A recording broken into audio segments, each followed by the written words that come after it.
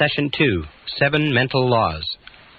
The starting point of self-knowledge is to recognize this wonderful fact is that you are extraordinary. You are unique. The odds against there being someone exactly like you are over 50 billion to 1. That every single part of your body, and anatomists and physiologists and doctors have demonstrated that your blood composition is different from any other person that has ever lived. Your fingerprints are different. Your lip prints are different. Even your ear prints are different. Even your toe prints are different from anybody that has ever lived. You are different from anyone else, and self-knowledge begins with accepting that you are a unique and special individual and that you have the capacity to do something wonderful with your life. Now, that being said, you are also the same as everybody else with respect to certain basic principles. Throughout the history of mankind, the most intelligent men and women who have ever lived have sought answers to the question of the human dilemma. What can people do in order to change the quality of their lives, their relationships, and their results? The great philosophers, the great metaphysicians, the great scholars have pondered over this sometimes for their entire lifetimes.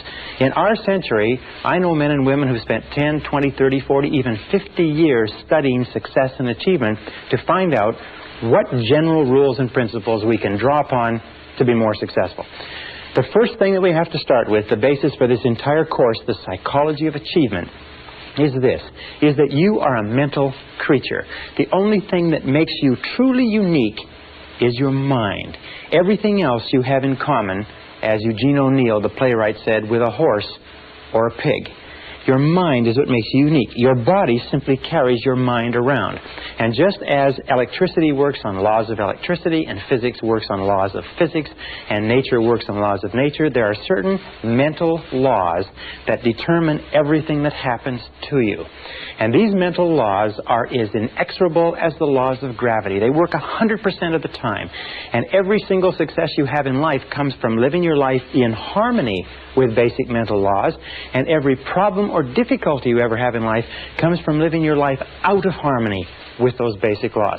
Now, mental laws work 100% of the time, like gravity works 100% of the time. What it means is that if you step off a 10-story building in the city where you're living, or in London, England, or in Lima, Peru, you're going to go splat on the sidewalk, whether you know about gravity, whether you believe in gravity, whether you agree with gravity, or whether gravity is convenient for you, it's going to work on you nonetheless. The mental laws are exactly the same, and in this course I'm going to introduce you to about 20 mental laws, some of which are more important than others, but all of which it is critical for you to understand. Now let's start with the first of the mental laws. The first mental law, and by the way, these laws have been written about and studied for century after century, and many of them have been tested in our leading universities, research institutes, and think tanks in the last few years and found to be as true as they've ever been imagined to be. The first law is what we call the law of control. Now, the law of control is very simple. It's the basic law, and we'll come back to it over and over again. It says simply this. It says that you feel good about yourself, you feel positive about yourself to the degree to which you feel you are in control of your own life. Or you feel negative about yourself to the degree to which you feel you are not in control of your own life. All you have to do is look at your life today and ask yourself, what parts of your life do you feel the best at? What parts of the life do you feel, your life do you feel most in control? You'll find those are the places where you are the happiest. And since the supreme human good is to achieve a state of happiness, which is expressed in peace of mind and health and loving relationships, control is absolutely essential. Psychologists today call this the difference between an internal locus of control, which is feeling that you're in charge of your own life, versus an external locus of control, which means the feeling that something outside of you, your bills, your relationships, your job, your health, are somehow controlling you. As a matter of fact, locus of control research, and there are many tests that you can take to determine where you are on this chart in terms of locus of control and what areas of your life you feel more in control and less in control. People with a very high internal locus of control are high achievers, they are more successful, they're more self-determined, they're happier. And many of the things we're trying to do in this course is to give you a far greater sense of control, of being in charge of every aspect of your life. Now, control begins with, first of all, your thoughts. Interestingly enough, your thoughts, what you think about things and how you think, determines your values. It determines what is going on inside you. Once they are stored away, your thoughts determine your feelings. It's how you think about something that determines your feelings, whether you are happy or unhappy, whether you are scared or confident. Your feelings then determine your actions. So we start off with the law of control, saying that the key to success is to feel that you are the master of your own destiny, that you're behind the steering wheel of your own life. You're in charge of your life by taking full and complete control over your thoughts. Your thoughts will control your feelings will control your actions, and your actions, remember, as always, your actions will determine your success or your lack thereof. So the law of control is important. Now, as opposed to the law of control, we have what is called the law of accident. Now, the law of accident is really a metaphysical principle. It is only a law, like a traffic law or like a legal law, to the degree to which we live by it consistently. The law of accident is what about 80% of the population live by, plus or minus. The law of accident simply says that by failing to plan, you're planning to fail. Failing to plan is planning to fail. Now, the majority of people don't believe that they're living by this, but if you look at their lives, you see that that's true. Failing to plan means planning to fail. These are the sort of people that say, well, it's not what you know, it's who you know. It's being in the right place at the right time. It's luck. It's the luck of the draw, and so on. These are people who, as a result of feeling that their life is controlled by forces outside themselves, don't have clear plans, don't have clear goals, are not working persistently and consistently day by day toward accomplishing something they want, and their lives just seem to drift and go around in circle like a ship without a rudder. Now, a person, just like a ship without a rudder, a person with no central plan is a person who has very little control. Is a person who feels that, in fact, they are out of control of their lives, like they're falling through space with no place to stop. And these people are invariably unhappy. The reason why people are negative today, the reason why people are unhappy, the reason why people are sick and frustrated, the reason why people underachieve in life is most of them are living by this law of accident. And in so doing, they have no sense of control over their lives, they have no sense of inner peace, they have no sense of happiness, and so on. So, we are going to show you how to free yourself from the law of accident personally or permanently. Now, the next law is what is called the law of cause and effect. The law of cause and effect says that for every effect in your life, there is a specific cause. That everything that happens in the universe happens for a reason. That nothing happens by accident. That failure does not happen by accident and success does not happen by accident. That happiness or lack of happiness are a result of cause and effect relationships. That if you have an effect in your life that you want to have more of, more success, more money, more happiness, better health, you can trace it back to a cause. And what you do is you repeat and duplicate the cause. If you have an effect in your life that you want to have less of, if you have problems, difficulties, and so on, you can also trace that back to a cause. All progress in human life and human society stems back from identifying the causes of what we want more of or less of and changing the causes. Now, the law of cause and effect, of course, is the iron law of the universe. This is the law, if you like, that we can come back to over and over again, and many of our laws are paraphrases of the iron law. It's also called the law of sowing and reaping, that wherever you sow, that also shall you reap.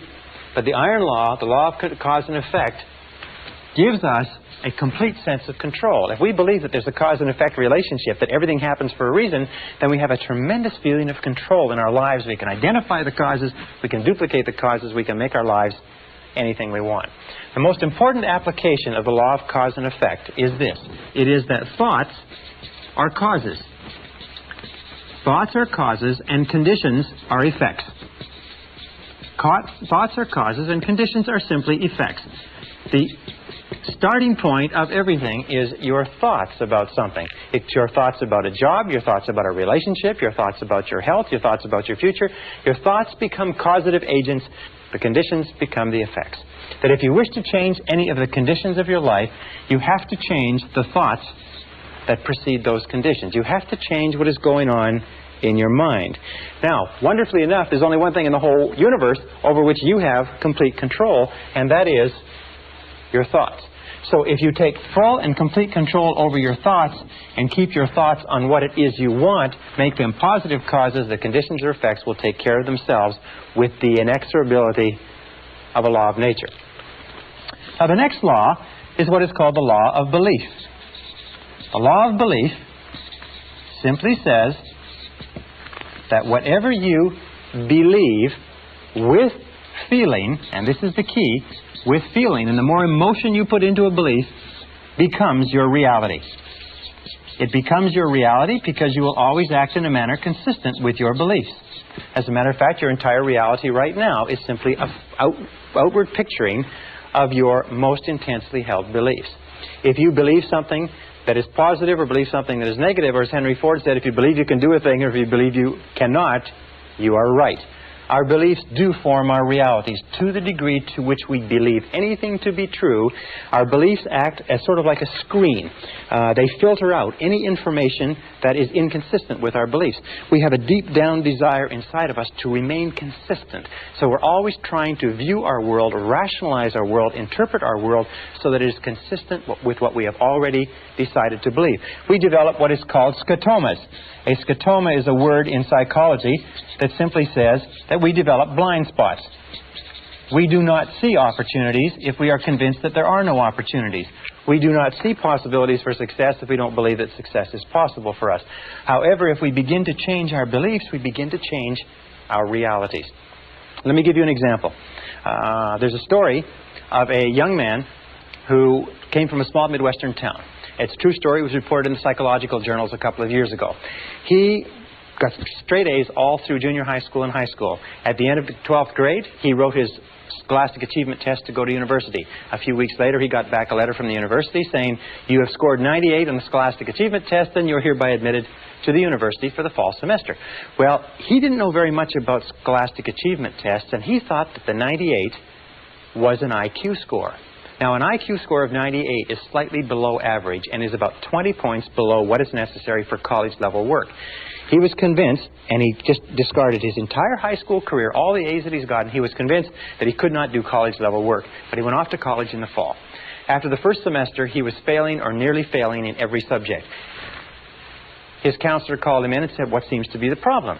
You did extremely well in high school. These courses are only 1 degree of difficulty removed from your high school courses.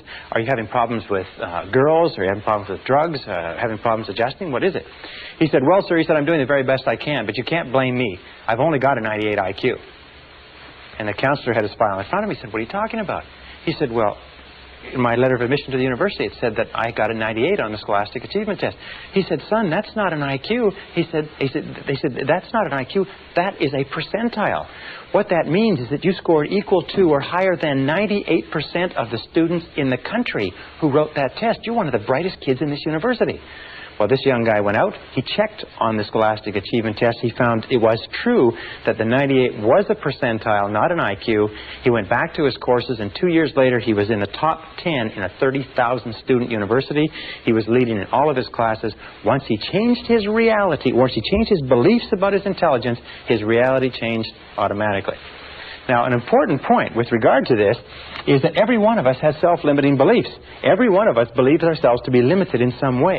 Every one of us believes ourselves to be limited in intelligence, creativity, money-making ability. I can't sell. I can't speak in front of audiences. We tend to think that we are not capable of being on time. We're not mechanically inclined, and so on and so forth.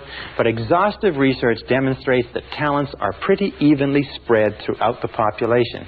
That most of the limitations we have do not exist in reality. They exist only in your own mind.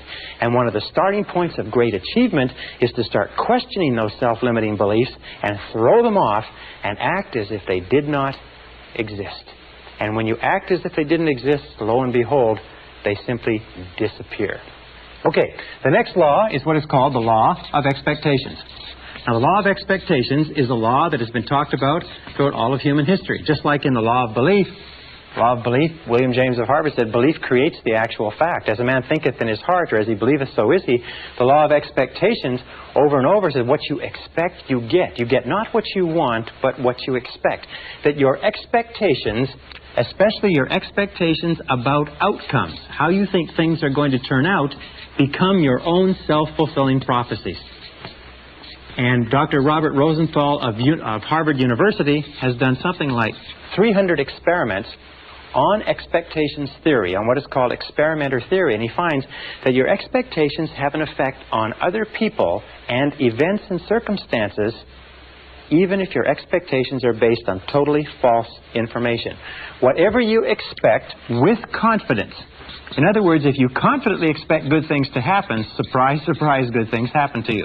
If you confidently expect negative things to happen, then negative things are going to happen to you.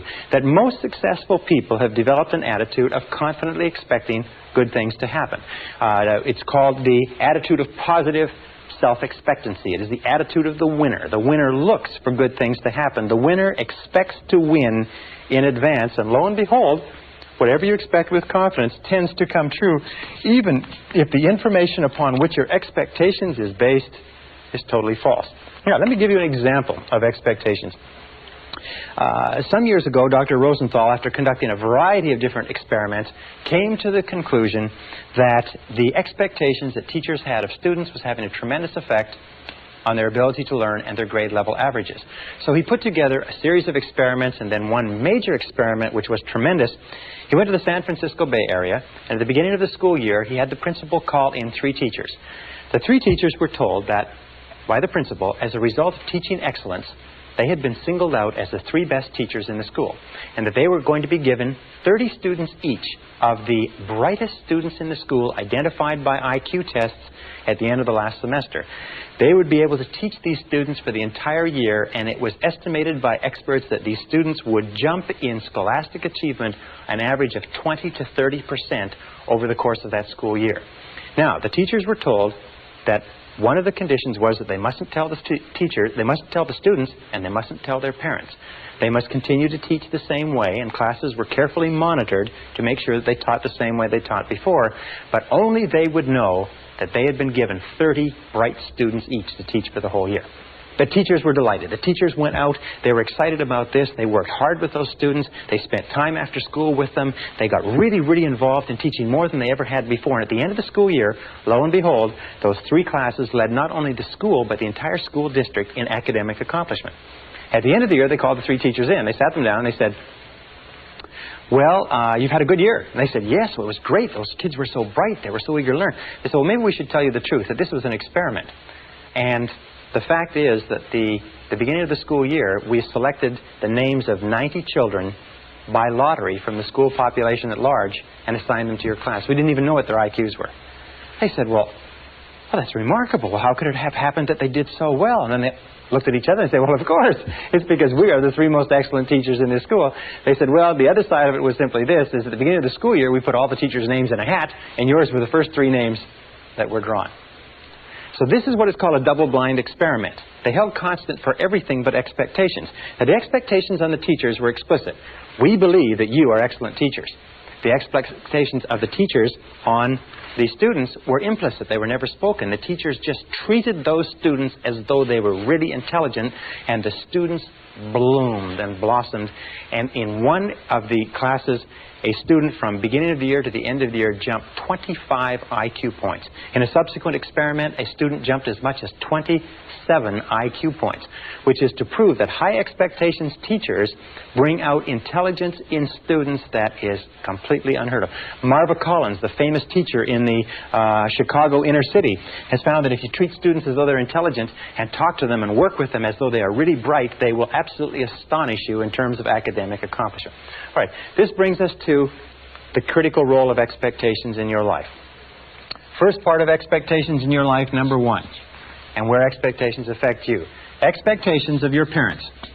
We have found that we have a tendency as adults to try to live up to or down to the expectation of our parents all our lives. If our parents were strong and supportive and loving and kind and encouraging and really believed in us, all our lives we'll strive unconsciously to live a life consistent with those expectations. If our parents were critical and condemnatory and bitched and complained and griped about our grades and so on and so forth, we will find that all of our life we'll have a tendency to hold ourselves back. So be alert to that. What were the expectations of your parents? Were they positive? Were they negative?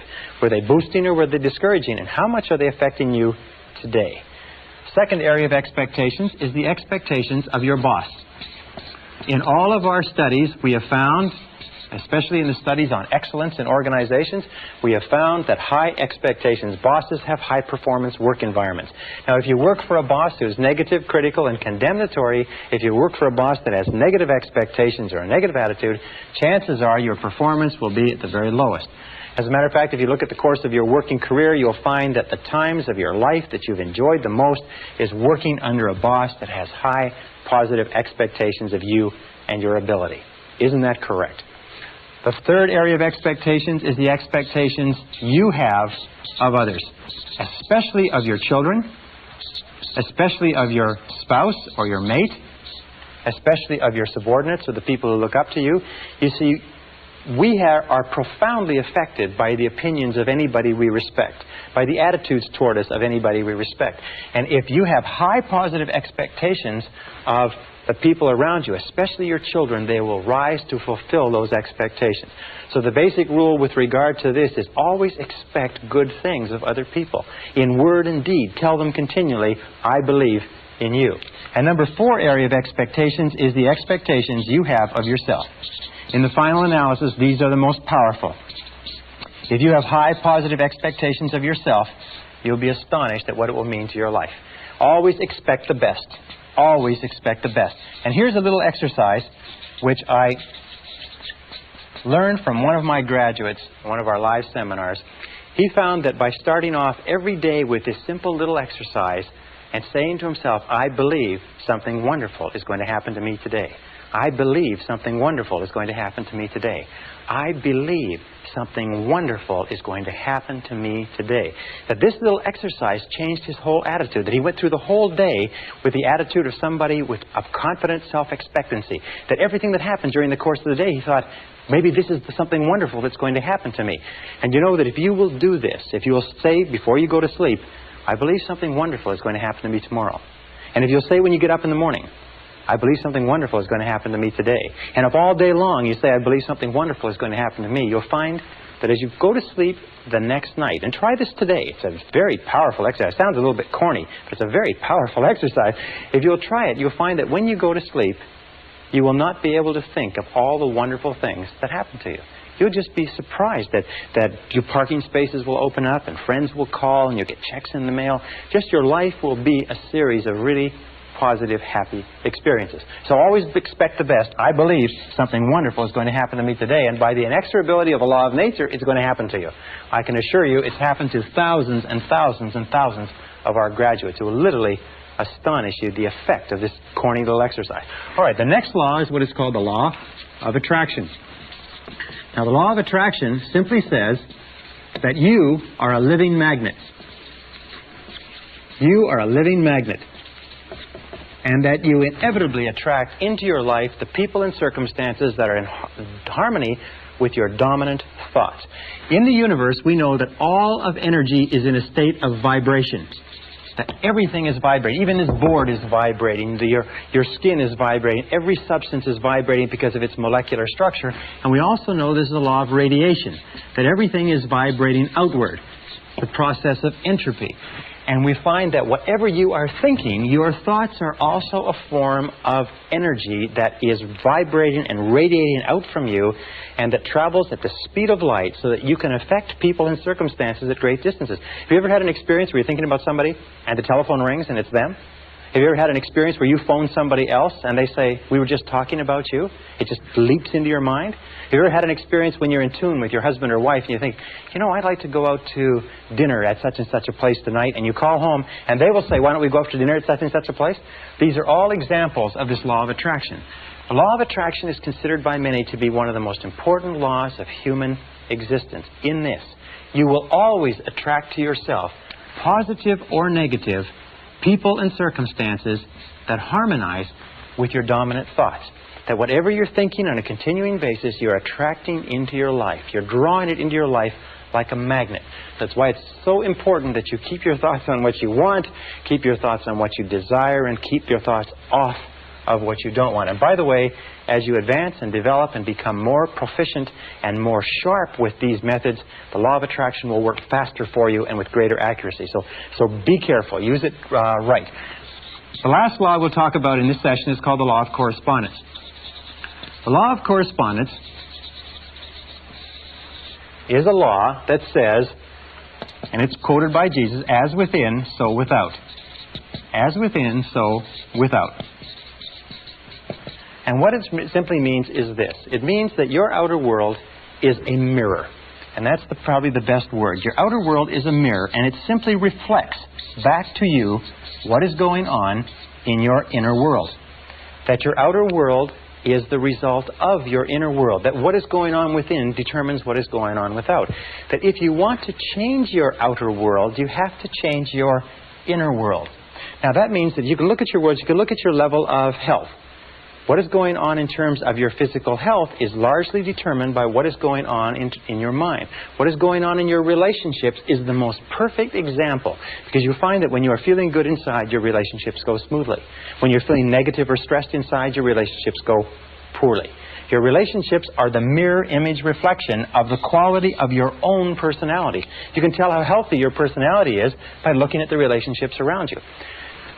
Your wealth is a very important thing. The level of financial wealth, the level of comfort that you have, is a direct relationship of what you have put into your mind in terms of thought and preparation for achieving wealth and affluence.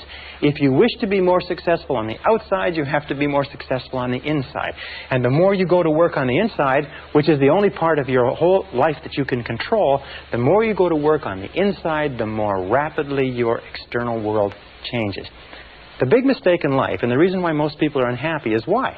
It's because most people try to change the external world, which they cannot control, and they leave the internal world messy. It would be the same as trying to make an automobile run better by washing the outside of it, polishing the outside of it, and changing the tires. No, you've got to go to work on the inside workings.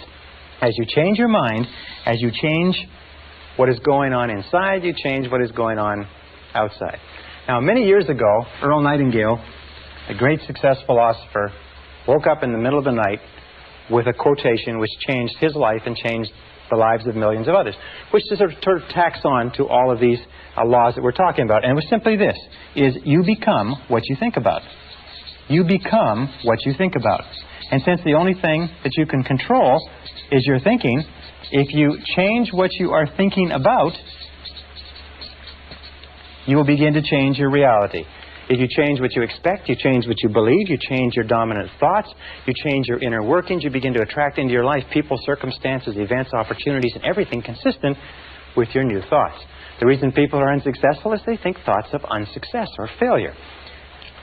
Another line, which is very, very important, says that all causation is mental. We live in a mental universe. All causation is mental. If you wish to change your universe, you have to change your mentality. And this brings us to the most important line of all, which is simply this. And let me write it over here. If you change your thinking,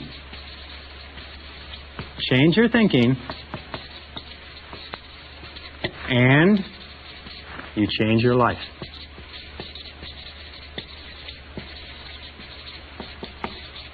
Change your thinking, and you change your life. Now, over the course of years, you have accumulated and gathered an enormous amount of information. You've accumulated and gathered an enormous number of experiences, some of them positive, some of them negative. Every single one of them is stored away. Every single one of them is having an effect on what is happening to you right now. In the New Testament, Jesus had a beautiful line, which I refer to and I think about all the time. He said, "By their fruits you shall know them." And what it simply meant was that you can tell what is going on inside the person, what the fundamental character and thought life of a person is, by looking at the fruits of their external life, by looking at their health, looking at their relationships, looking at their levels of success. If you change your thinking, you change your life. And as we proceed through this course, we're going to show you systematically how you can change your thinking and bring it into perfect correlation inside with the type of successful, happy, dynamic, vital, living, successful life that you desire on the outside.